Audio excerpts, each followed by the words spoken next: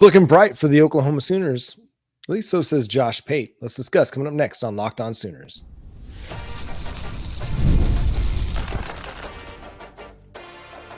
You are Locked On Sooners, your daily podcast on the Oklahoma Sooners. Part of the Locked On Podcast Network, your team every day. What's up, Sooner Nation? Welcome to Locked On Sooners, and thank you for making Locked On Sooners your first listen every single day. We're free and available on all podcast platforms and on YouTube, so hit that subscribe button wherever you get your podcasts. Today's episode is brought to you by Gametime. Download the Gametime app, create an account, and use code LOCKEDONCollege for $20 off your first purchase. Terms apply over at Gametime. Shout out to all the everydayers that are making Locked On Sooners their first listen every single day. Follow Jay on Twitter at Unfair Sports. Follow me on Twitter at John9Williams. The show is at Locked On Sooners. And it's that time of year where we're getting all the rankings, all the preseason rankings. But Josh Pate, 247 Sports, and the Late Kick Show came out with his future rankings and had the Oklahoma Sooners sitting at number 8 behind Georgia, Alabama, Ohio State, Oregon, Texas, Florida State, and Notre Dame for the next 3 years. These are his top 15 programs over the next 3 years. Oklahoma comes in at number 8. Jay, your initial reaction to that? Yeah, when I saw it, and I had to go in and figure out what was his logic behind it, of course. And the main thing for him was looking at recruiting classes, the trajectory of the coaching staff, the stability of the coaching staff, potential schedules, all of that. And I like the fact that he does recognize that Oklahoma, even historically, has done a really good job of always finding a way to get to the top. And putting us at number 8, I think it's a solid spot, right? Especially if you're going to consider us top 10 over the next 3 years. Now, the only thing that jumped out to me was from 8 to 15, he said that there's very minimal gap in between the teams, so you can kind of go any way. But still being considered in the top 15 in this, I thought it was a good spot, right? We still need to prove ourselves in some spots, but for the most part, getting enough respect to say, hey, Oklahoma has shown over the years they could be successful. I appreciated that. Yeah, it's hard not to argue based on what we've seen over the first couple of years of Brent Venables' tenure. You know, you had the 6 and 7. You can't really write that off, even though that was with a lot of Lincoln Riley's team, and you're still evolving your culture. Had that 10 and 3 season in year 2. Things are looking bright. Things are looking up. There's a lot of reason to be optimistic about where Oklahoma's headed. And still, they've got a lot to prove, right? You have a quarterback going into this year that is largely unproven. You've got an offensive line going into this year, and to be frank, over the next several years that you don't really have great answers about. At the same time, you feel good about the guy that is asking the questions and Bill Bedenbaugh, so you trust the process of what he's going to be rolling out there along the offensive line. But, I mean, you feel great about the defense and where it's headed. With what they've done on the recruiting trail, adding 5-star prospects in David Stone and Peyton Bowen on that side, blue chip at every single level of the defense.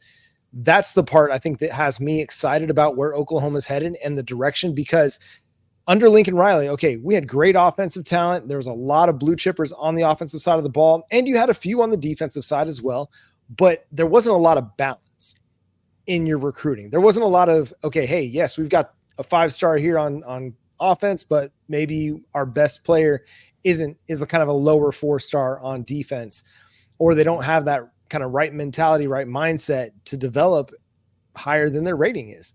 But what we're seeing is, okay, the guys that Oklahoma's recruiting, not only are they talented players, but they're coming in with the right attitude, right mentality, and they're trusting the process as well. We talked about it a lot on this show that there's a number of guys that are going to maybe not even be in the 2 deep that could go and start elsewhere in the country, but they're willing to trust the process. And I think that's what's exciting about where Oklahoma's heading and the trajectory of this program is, I mean, you've got guys, I'm going to use these 2 guys as an example because there's no telling where they're going to fall in the linebacker depth chart, and that's Lewis Carter and Samuel Omasigo. 2 guys going into their second year in the program, very, very highly thought of, very athletic guys that are definitely going to be big-time playmakers at some point. It could be this year, but they may not even see significant time until 2025 because of the depth that you have at linebacker, but they're staying in the program and trusting the process.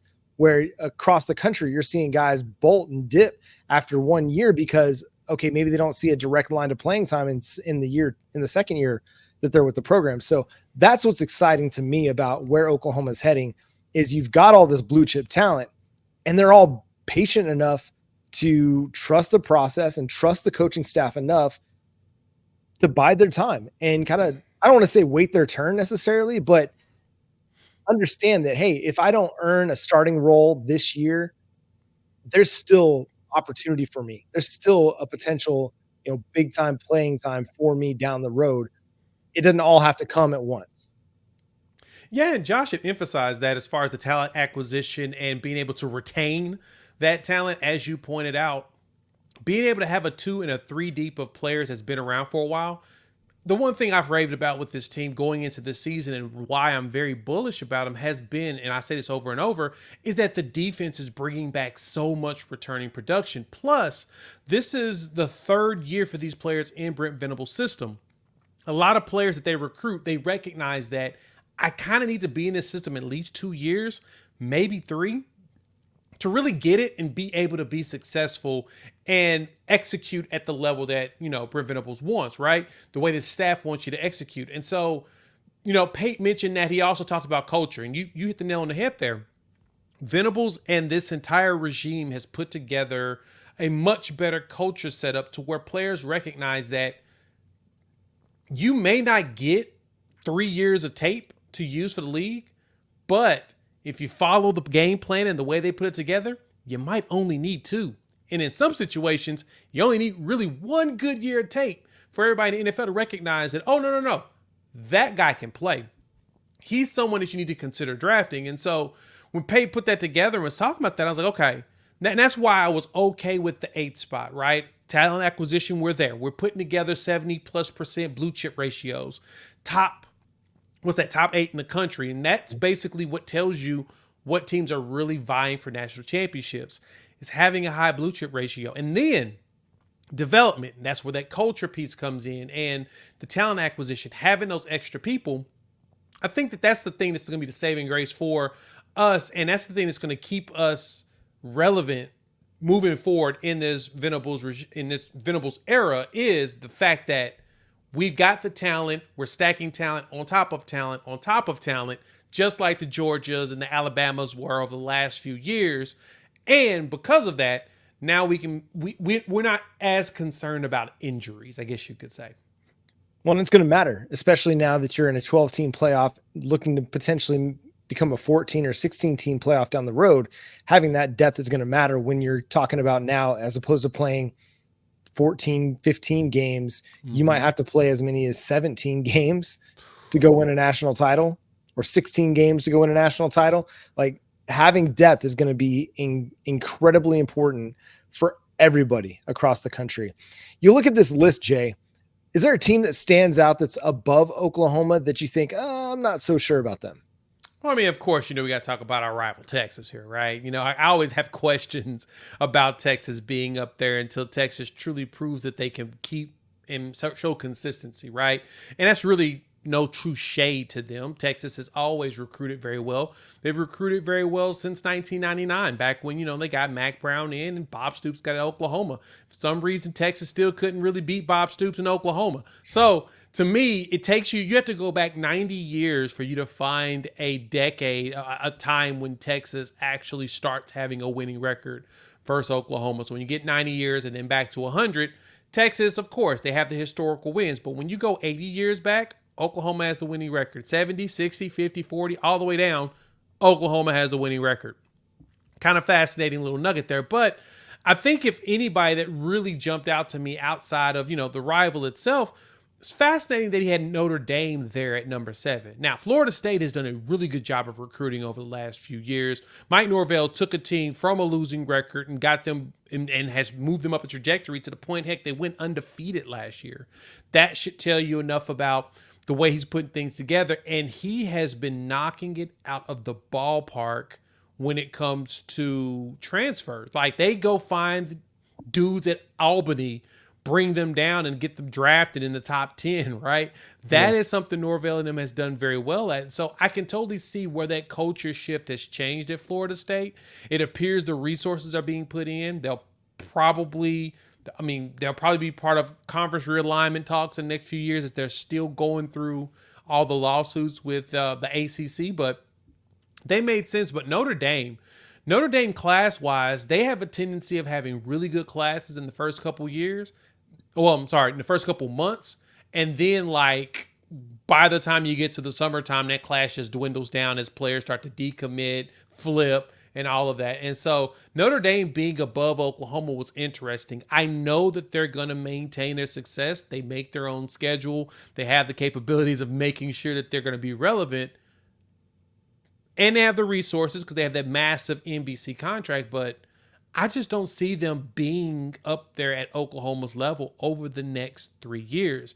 I can see them being in the top 10, but I just don't think they'll be better than Oklahoma. And in Michigan being underneath us, I figure you could move Oklahoma and Michigan up one, move Notre Dame down. Yeah, I think for Notre Dame and to an extent for Florida State, does the quarterback transfer bubble burst at some point? Fair point. Are you going to be able to rely upon that long term? You don't want to bank on transfer portals every single year, but so far for Florida State and Notre Dame, it's worked out reasonably well. We'll see where it all goes 3 years down the line. Maybe we'll circle back and see, okay, where did Josh Pate get it wrong? Where did he get it right? But I think where Oklahoma's at in number 8, I think it's pretty reasonable. It's a program that's continuing to build and is on the rise. We'll see where it goes from there. Phil Steele, the college football great, broke down his positional rankings. Where does Oklahoma land? What stood out to us? And what does it mean for the 2024 season? Coming up next here on Locked On Sooners. If you're looking for last-minute tickets and the lowest prices, you got to go check out Gametime. It's an authorized ticket marketplace of Major League Baseball, which makes getting tickets faster and easier. If you're trying to go check out the Texas Rangers or the St. Louis Cardinals or the Kansas City Royals, you got to go check out Gametime with killer last-minute deals, all-in prices, views from your seat, and their lowest price guarantee. Gametime takes the guesswork out of buying Major League Baseball tickets. Again, my favorite feature in the app, you go see exactly what you're going to be looking at from your seat, from the app. You don't have to guess. You're going to see it exactly how it's laid out in the app. That's where your seat's going to be. It takes the guesswork out of buying Major League Baseball tickets for your favorite concert venues, comedy shows that are coming around town. Go to Gametime. Check out the action. Hey, Monday Night Raw and SmackDown are coming to Tulsa and Oklahoma City too, so you want to get in on that kind of action? Again, go to Gametime. Download the Gametime app, create an account, and use code LOCKEDONCollege for $20 off your first purchase. Terms apply, but again, create an account and redeem code LOCKEDONCOLLEGE for $20 off. Download Gametime today. Fast, last-minute tickets, lowest price guaranteed.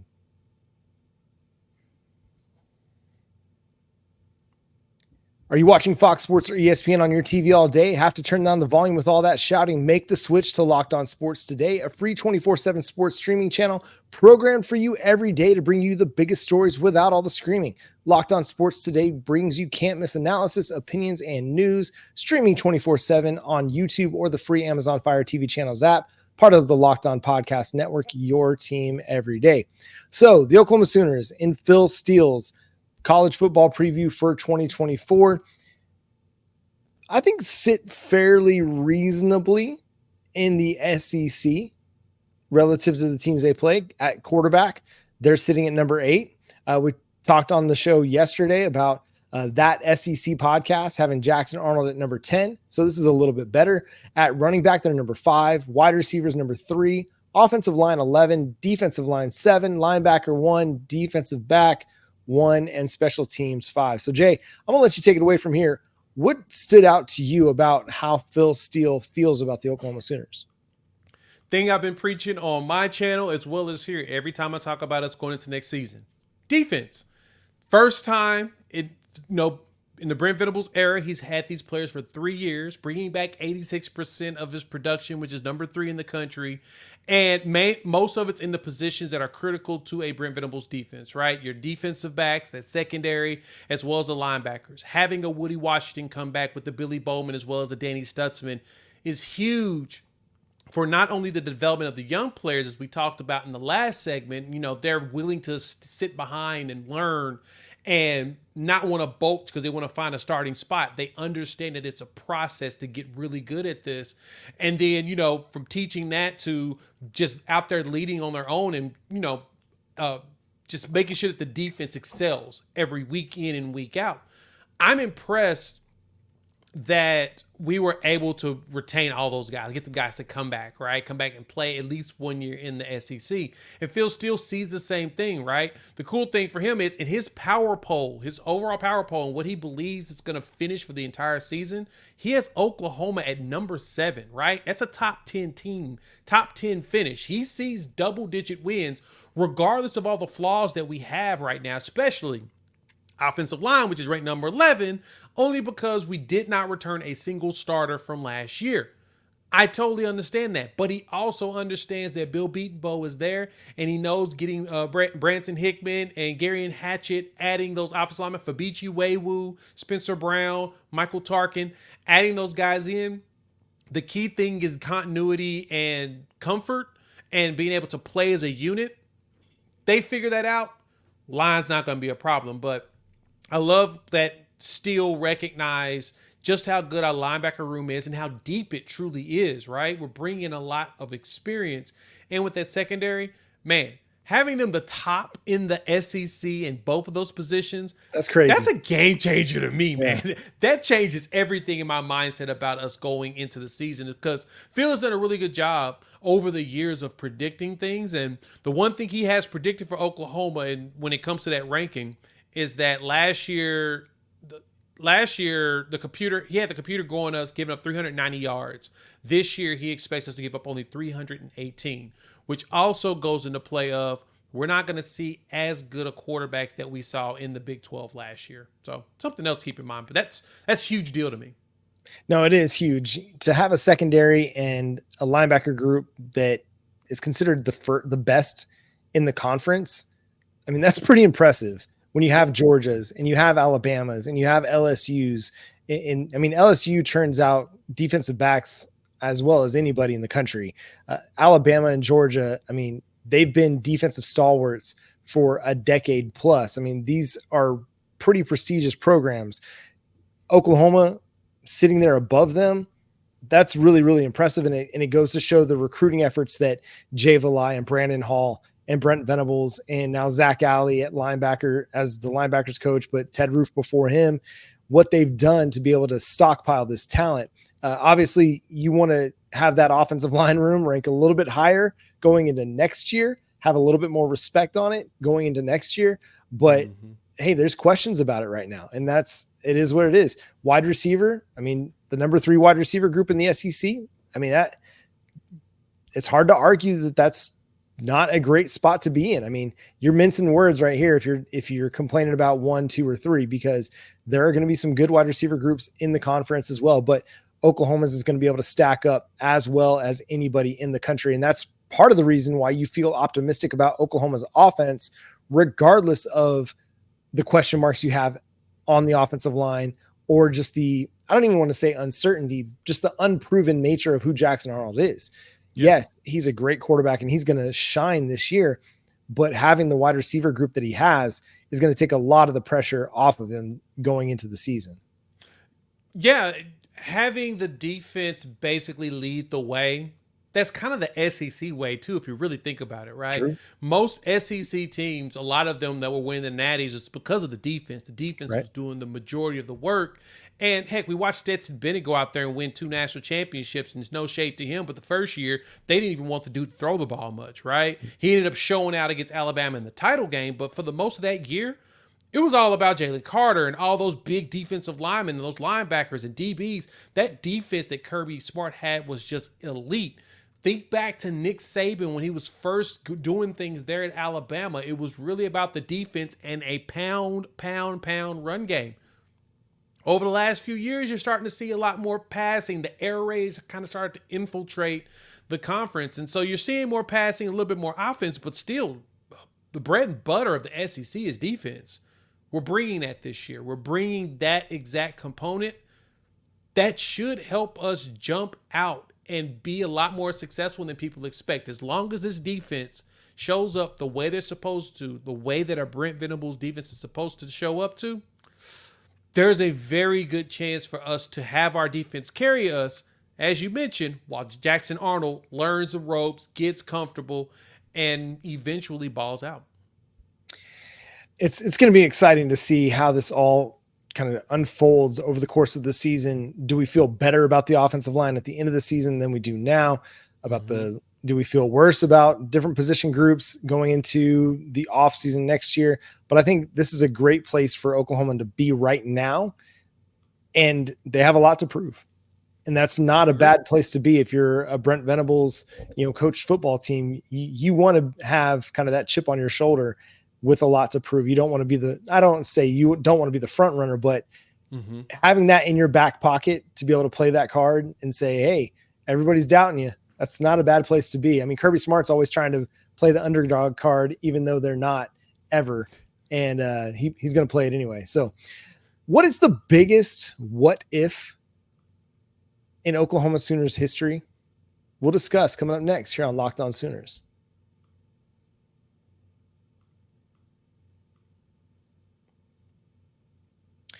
Before we get into what I think is going to be a fascinating topic here, Jay, I wanted to get your reaction to the commitment of Omarion Robinson, and then also just the commitment of Lamont Rogers to Mizzou, just the recruiting nuggets that unfolded over the weekend. Yeah, the Omarion Robinson one was a fantastic pickup. It was something that Oklahoma, it was a good win for us, especially winning over the likes of an Oregon as well as an Arkansas, because Omarion went out there to the Rivals 5-star event and was the 5-star MVP on the defensive side, right? He was locking kids down, and I was looking at Brandon Drum on the Xbird app, and I was watching all the highlights from it, and man, he was just flying everywhere. He was denying everybody possible, and so he's one that fits perfectly in a Brent Venables type of defense, in a type of secondary. He's going to be able to be very fluid. He's going to be able to move around. He's going to be able to trail players as he needs to. And he's going to be able to use his athleticism to knock stuff down and hit people, right? Him and Marcus Wimberly are hitters. They like to tackle, but Omarion's so good in coverage. That was a huge pickup for me on that one. And now when it comes to Lamont, now I know a lot of people have their concerns around, like Bill Beatonbow and the recruiting and always missing out on these top tier players, right? Well, one thing to keep in mind, I understood Lamont going to Missouri. Missouri has been known for tossing a lot of cash at players or whatnot. That's kind of their thing. And hey, more power to him. If it works, it works. Hopefully Lamont gets all the development he needs and he can be able to play good, except for when he plays against Oklahoma. But besides that portion of it, Oklahoma has a lot of irons in the fire as far as offensive line go. Look at it this way. Ryan Fogier, he's the first committed offensive lineman on the class, if I'm correct, either him or Owen Hollenbeck, but Fogier was the first tackle. Let's just put it that way, right? He comes in, he was a 3-star. He was ranked pretty low, not ranked in most of the cycles. On3 did an update of all their top 300. Fogier's now number 46 in the country on their list. Right? That should tell you something about the type of players that they're finding. Bill Beatonbow is looking for particular types of players for not only that only has skill set, but also looking for particular things for development purposes, right? Fogier is a great example. That's a very high blue chip. That is one of those players. I mean, at 46 on 3's rating, it's pretty darn good. That tells you that they know what they're doing. So to me, missing out on Lamont Rogers, it sucks. They're probably still going to try to recruit him as the season goes on. I anticipate him still sticking with Missouri, but hey, we still got a couple other guys in Babalola as well as Fasusi, and I kind of feel good about one of those two picking Oklahoma. Yeah, it's going to be interesting to see kind of how those two recruitments go down and if Rogers sticks with his Missouri commitment. Now, getting to our what if. So Disney Plus has the What If series. If you haven't checked it out, it's a nice little animation about the Avengers universe and what would happen if this happened. One of those being, what if Killmonger saved Tony Stark? How that would change some of the different dynamics of the MCU. We want to ask the question, what is the biggest injury what if? Our guys over at the Mainline podcast over, you can follow them on Twitter at the Mainline Pod.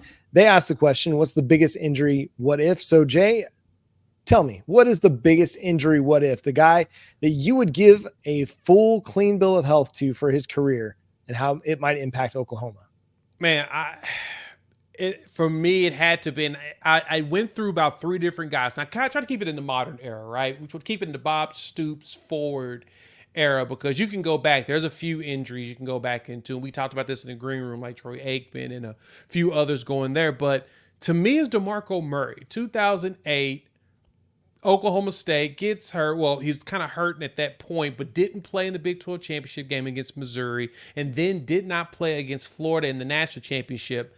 I feel like that changes the game for Oklahoma for the most part. If you get him in that one, him and Chris Brown, because Chris Brown was having a killer season with him, that dynamic would have really put a lot of pain on Florida in that one. And then that could have bled over into 2009 and then into 2010 where, DeMarco finished with like 1,200 yards. That one to me is probably the one, if we could have got him a good bill of health, Coach DeMarco Murray would have probably helped Oklahoma squeak by Florida and win that title in 2008. Yeah, I mean, if you're looking at it from a Florida perspective, what if Florida didn't have Percy Harvin? That's another one. It's that significant of a player. You lose a DeMarco Murray who affects so much of the offense. It makes an impact. I went with Sam Bradford. The 2009 injury to BYU, I just remember cringing so hard when he hit the turf at AT&T Stadium in Arlington, Texas. I hated it. Absolutely hated it. And you go through that season, and there are a number of games that you look at. And listen, Landry Jones had a fantastic career for the Oklahoma Sooners. As a true freshman, though, he wasn't ready to take a team to a national title. I do believe that team would have gone back to the national championship game if Sam Bradford were healthy. They would have found a way to beat BYU early in that season, found a way to beat Miami, found a way to beat Nebraska, who they only lost to by 7 on the road in Lincoln. They would have found a way to win those games. I mean, let's think about what Oklahoma's offense did in 2008 and the ridiculous numbers they were putting up that year. Who's to say they weren't going to do the same thing in 2009 after that BYU game? I mean, that BYU defense, they kind of held them in check, but I think after that, they would have gotten humming. Oh, yeah. Yeah, I mean, 14-13 is the score of that game. I was there at AT&T Stadium. That was the opening of Jerry Circus, as we call it, the new stadium. That was the first game in there on the college side. And me and my brother went down there for that. And, yeah, I was devastated sitting in the stands. We just looked at each other like, oh, goodness. And, of course, the BYU fans were celebrating their 25th year anniversary from the last time they had won the title. It had been 25 years, their silver anniversary of a national championship. And I'm just like, did we really just lose this game with Sam Bradford hurting his shoulder? And sure enough. But, no, I totally agree. That Miami game, they would have figured that out. That was a 1-point game, right, with a freshman quarterback. They beat Oklahoma State 27-0, and Oklahoma State was number 11 in the country at the time, barely losing to Nebraska. Only game that was really a blowout was the Texas Tech game, right? But I think that all of those games would have looked completely different with Sam Bradford because it's a veteran presence, a guy that's been there, done it for a while. He would have picked apart all those teams, and this will probably have been the year, probably the first time in a while that Oklahoma had a really good chance of going undefeated, right? Bouncing back from the Florida game and just everybody really being there. Yeah, I was struggling between those two and then Adrian Peterson, with the USC game. It was, if they could have had a healthy Sam Bradford throughout the entire year, I think that's a chance for a national championship. And but then at that point, John, the question is what does it look like for Oklahoma at that point afterwards? Yeah, because Alabama goes on and wins the national title that year. And I mean, Oklahoma, I mean, they would have had a chance to beat those Crimson Tide back then.